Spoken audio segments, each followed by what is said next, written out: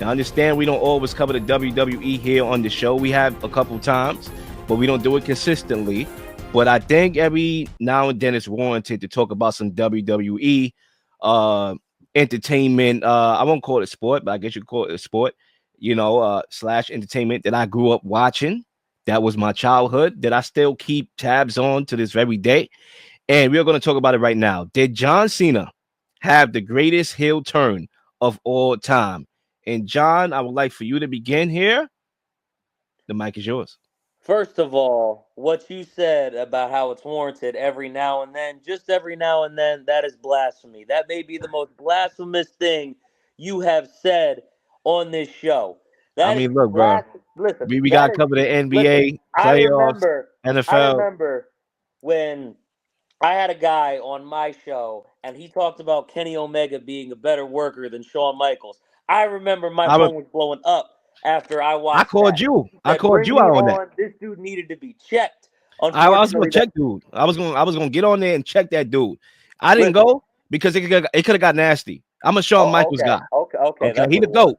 Okay, Shawn Michaels. Yes, HBK. Personally, for me, the goat is the Undertaker, but Shawn Michaels is on my Mount Rushmore. I'm not Oh, mad you at got to that. be. So the greatest heel turn of all time. So what it's really come down to as this heel turn has been unfolding, it's been a debate between two heel turns. It's John Cena's heel turn now, and it's Hulk Hogan's in '96. Now, before I talk about John Cena's heel turn, let me talk a little bit about Hulk Hogan's. Hulk Hogan went to WCW around 93, 94. I love how we have the dead emojis on here with the Undertaker. That's beautiful. Literally, it's only But fitting. but when Hogan went to WCW, he kept doing his face stick, kept talking about saying his prayers, eating his vitamins. And this is something that's been going on now for a decade plus, and fans were starting to get sick of it. We didn't want to keep seeing the same old, same old. So, you know, Razor Ramon, Scott Hall come over to WCW. They have a third man, and the last person that we think it's going to be when you know, they start putting this faction together is Hulk Hogan. Hulk Hogan comes out one night, starts booting people in the face, throws a leg drop on the Macho Man Randy Savage, who they're feuding with at the time, and then went off on the fans. And it changed the industry. It put WCW in a position where they beat Monday Night Raw in the ratings for almost 2 years straight and almost drove the WWE out of business. Had that heel turn gone much better than it even did, we may be talking about WCW today. And John Cena may be, one of the guys that have done the best heel turns in WCW history. After that, we got the Attitude Era. We got Stone Cold Steve Austin. And WWE was forced to raise their game. And once Stone Cold Steve Austin became an anti hero, the rest became history after that, especially when he came out with Austin 316. I think that was the most bought shirt of all time, even to this day. And you look at how this heel turn from Hulk Hogan really reshaped the industry, and then you look at John Cena's. When you Yo, look at before you get to both, John Cena, John, I want to play a clip from his promo, and then you can proceed talking about John Cena. Let's hear from John Cena. My values on the line to make a very important choice in my life. And all you could think was, what do we get? It's just, what do we get? What do we get? What do we get? What do we get? You get nothing. You get what you have earned, and what you have earned is nothing. Salute to all those people that ask for a raise from their boss. Okay. I could do you one better.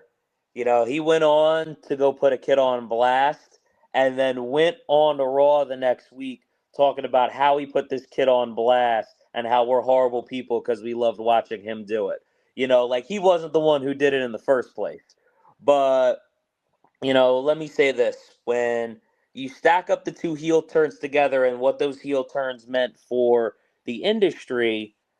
You look at Hulk Hogan reshaping WCW, and you look at the fact that John Cena has been a heel for the first time in 21 plus years. And if I have to pick one out of those two, I would have to say it's Hulk Hogan's, but I say for now, and here's why. Yes, Hulk Hogan's heel turn changed the industry. Yes, it could be looked at as a reason why the Stone Cold Steve Austin character was developed and why the Attitude Era became what it did.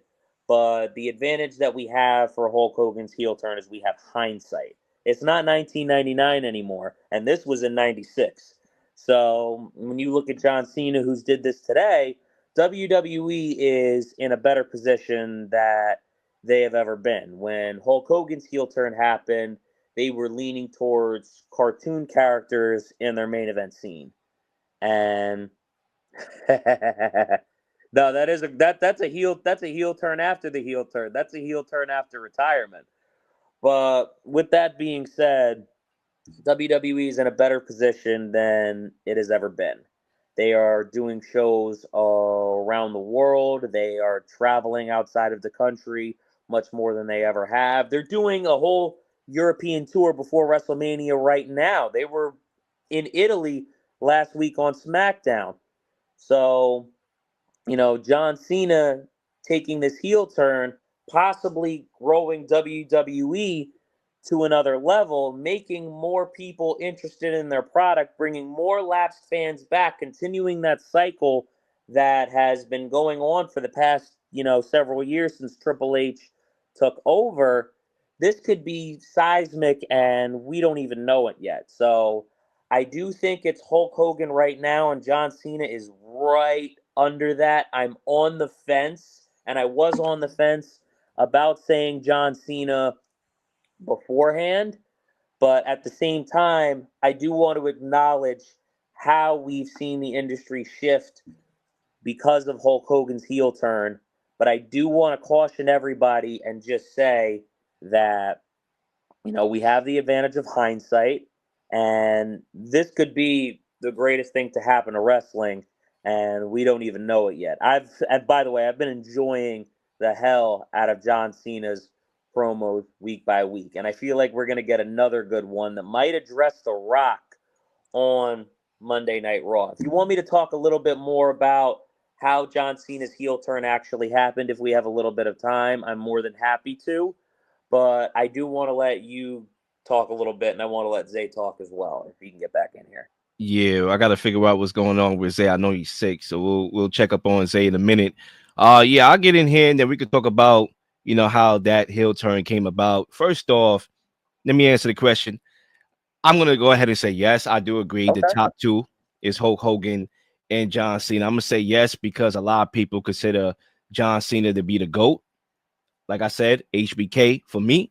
A lot of people definitely are big on Cena. And I think how they can complete the story and where I kind of see the story ending and how I see it ending could put it over the top. And I'll explain that in a minute. But I want to salute to the architect, arguably, of John Cena's career, which is Stephanie McMahon, who noticed the rapping skills that he had, and that led to the birth of Doctor of Thugonomics that made him very popular because, I believe Vince didn't know what to do with John Cena, right? And then, she saw the talent and the rapping skills, and they tapped into that, and that's what made him popular. He had a couple WrestleMania moments, more directly WrestleMania, the one in Madison Square Garden in 2000. Don't remember the exact year. I think it was WrestleMania 20. I believe that one was in Madison Square Garden. I believe before the Big Show on that one and won that match. And from there, his career went up, being the baby face, and obviously going out as a heel to me is great storytelling from the WWE, and one that should enhance the legacy and not tarnish it. But you look at Cena's promo lately, and he's been doing a lot of talking. Obviously, the last couple of ones that he did, we all know that years prior in those type of mic battles is what I call it. When you got two guys running a promo in the ring, we had that mic battle. He has destroyed the opposition. almost every time. We saw him destroy Roman Reigns in a promo in the ring. Ooh. Okay, I believe Roman Reigns forgot his lines or something like that. Okay, and now you have him going up against the face of the WWE at WrestleMania.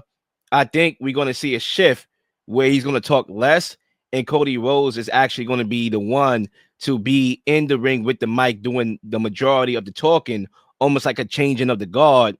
And I think that could potentially happen.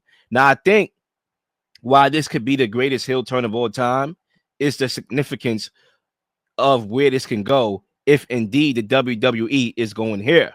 I think the WWE is in a good spot because Cena could put Cody Rhodes over, obviously, and Yeah. still win that matchup at WrestleMania. It's been 30 years since I believe Ric Flair was named the 16-time world champion. Cena tied that record in 2017 and hasn't been able to break that record since. The WWE has a golden chance to do that and make that happen on his way out, beating the face of the WWE, the second face to me is Roman Reigns. It's Okay, time, bro. acknowledge my tribal chief here. That's a perfect creative way for Triple H and his regime to go, allowing John Cena to create history, being a 17-time title holder or winner. And I think that would be a great place to go out. And for those of y'all saying that John Cena is the GOAT, y'all have a definite argument if that happens. See, here's the thing. It's time, bro. There has never been a better time to give John Cena his 17th world title than right now. And you don't have to Great. have him win clean. You can have him win by nefarious means, and you can have John Cena go on this fantastic run where you get to see all these dream matches, all these one more times, all these last time in this city, last time in that city. You could still do that with this run that he's having currently. And, you think of all the different feuds that he could have this year. He could have CM Punk, which I want to see one more time with them. This is probably the first time that I've wanted to see him face Randy Orton in years. I want to see, a big feud on this level with Drew McIntyre because we've never seen that. This is the first time that I think we've gotten a real feud between John Cena and Cody Rhodes, something we never thought we would get, 5 years ago. And I think you could still do all these things. Hell, you could have John Cena wrestle after 2025 and have him go back on his word because he's a heel. He's a bad guy. He doesn't have to stick to his word. I agree with So that. That's a good point. I think, and I've even put this in headcanon in my head, this could happen where John Cena keeps the title. He said he's going to retire with it. Somebody could win the Royal Rumble, and even though he hasn't been showing up on TV, challenge John Cena and hold him to coming to WrestleMania 42, where he would ultimately drop the title to somebody in the next generation, that is looking to take the company and take it to greater heights, and have John Cena retire with a loss at WrestleMania 2, going out on his back, real old school. And Yeah, we got to up get you in against that creative room, bro. We got to get you. Triple H got to see this, bro, because that's creative right there. I agree 100%. I mean, here's the thing. I'm even going to pitch this right now on this show. Have John Cena in December go up against CM Punk. We want to see that. Make us wait for it. Make us salivate for it a little bit. Put it off and have a great match with CM Punk. Have him win with The Rock or The Miz's help, because I think they should form a Hollywood elite type of faction and The Miz should be the stooge in it. And John Cena afterwards with CM Punk falling in the ring or outside the ring, blows a kiss goodbye and walks out through the crowd with security, making sure that he's all right because, the crowd is going to go off on him for taking their title. Have John Cena do that, blow a kiss goodbye to CM Punk and have him not show up for about 3-4 weeks and have the Royal Rumble, decide who he's going to face and make him come back for Mania 42. CM Punk isn't entertaining. I highly disagree with that. he could sell that match for sure, and he's already been trying to do that, calling people bald frauds on national television. But I think that would be a great match to happen in December, and then have John Cena come back at Mania 42 and have him drop the title. And that's why I think this is going to be the greatest heel turn of all time, because when you combine the significance, the impact that John Cena has had, and don't get me wrong, Hulk Hogan has had impact on the WWE, but you combine the storytelling and the creatives, because I think right now you look at the WWE, and even though I am not as, how can I say, what's the word I'm looking for? Even though I'm not as, you know, overwhelmed in a good way with the in-ring wrestling compared to that of old, I think one advantage that this new WWE has had in the direction is the storytelling and the creatives. And I think they can literally shake this up to be the greatest heel turn based on the opportunities and places that they'll be willing to go with John Cena's career on the way out. I agree with that 100%. I think the storytelling, plus the fact that they're doing bigger business now and it's only continuing to tread upward, I think that's, a big part of the reason and the combination that could make this the greatest heel turn. Remember, I said for now. So I do think Cena's heel turn could be the greatest one of all time. And I think it could be the greatest thing that modern wrestling has ever seen if they execute it right. Real quickly before we get to our take for 99 to close this show, you mentioned that you was going to talk about the backstory on how John Cena became a heel. By all means. I'll do it.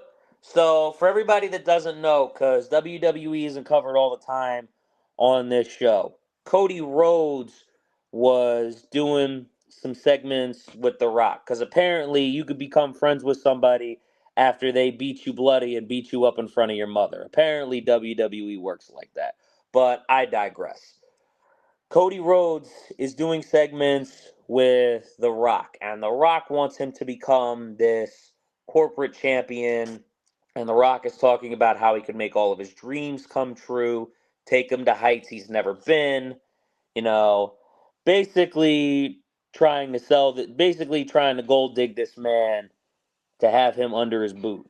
And The Rock hits him with something like, all I want is, I want your soul. And I'm thinking in my head, what in the Yu-Gi-Oh Shadow game, Devil Went Down to Georgia nonsense are we watching right now? What this man is talking about, this man's inner extremities, like he just wants him to pull it out of his body, get on his knees, and just hand it to him. And that didn't end up happening. John Cena is focusing on his match for the Elimination Chamber by not showing up, have guys pointing it out, calling his spot for the chamber. And at the time, all the clues are there for John Cena turning heel. John Cena switching his stance to saying, I have to earn this shot, to saying what's best for business is for me to win 17 championships, to shake the hand of the guy who wins 18. All the clues are there for John Cena turning heel. And at the time, I suspected it might happen at Mania if he wins the Elimination Chamber. I never suspected them doing it how they did it. So John Cena gets to the Elimination Chamber match. He competes in it. It comes down to him and CM Punk, by the way, the two guys that we were talking about earlier that should meet in December. And Seth Rollins stomps Punk's head in because he just gets eliminated. He's back up and he's angry. And John Cena has a wide-eyed look on his face like, oh my God, here's opportunity.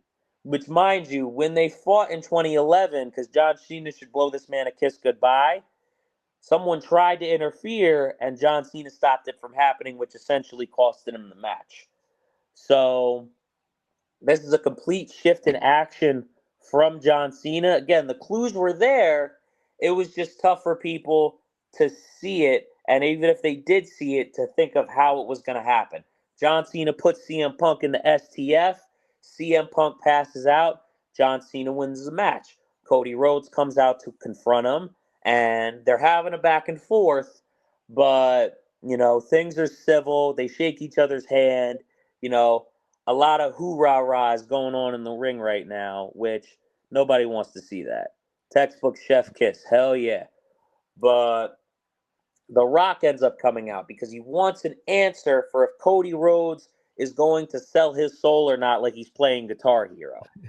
And Cody Rhodes, can I curse on this show or no? By all means, brother. All right. The only reason why I'm asking is because it involves what Cody Rhodes had to say to The Rock. And his answer for The Rock on national television could be boiled down into 3 words, and y'all can look it up. Go fuck yourself. John Cena is happy for Cody Rhodes, smiling in the ring, jumping for joy. The good guy took the right way out. Yay! But little did we know, John Cena's trying to become this corporate champion and sell him soul himself. So he shakes Cody Rhodes' hand, says thank you for the opportunity, and you see John Cena's face go from smiling to just stoic. He looks at The Rock.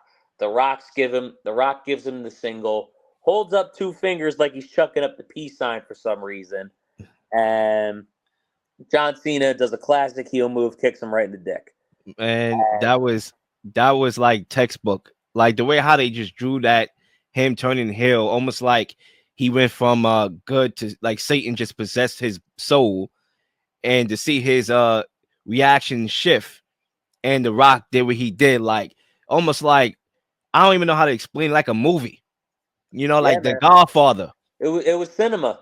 And then Literally. after that, bro. this man got jumped in the ring, got hit with the title, got bloodied, got bludgeoned, especially by Travis Scott. I'm trying to figure out how you have 2 big guys in the ring like John Cena and The Rock, and the guy that hits the hardest is Travis Scott. But that's the story for another day. They all beat him down. The Rock takes his weight belt off. By the way, with Cody Rhodes' dad's date of death on it. And before he said that, if he says no, he said the dream would die again. And he's whipping this man with daddy's belt in the ring, putting blood all over it. Oh man, everything about that heel turn was just so perfect. What they decided to do with it, the emotion it invoked in the crowd, it was so enjoyable to watch. And it's something that you love, but that you can't help but boo while you're in the ring because you're in the emotions of it. He did slap some years of wrestling off Cody. This man slapped his head almost off of his shoulders. It was insane to watch. A lot of people got mad at that over the internet, but again, I digress. Let me not get into that too much. When you have wrestling that is fake but still can invoke emotion, that's how you have something special that you're watching. I agree. And we'll see going forward how the WWE continues this Cena turn heel storyline. And I'll be looking forward to it. We'll definitely get something going on prior to WrestleMania and post WrestleMania. We'll get something going on. We'll have you back on for that. Yeah.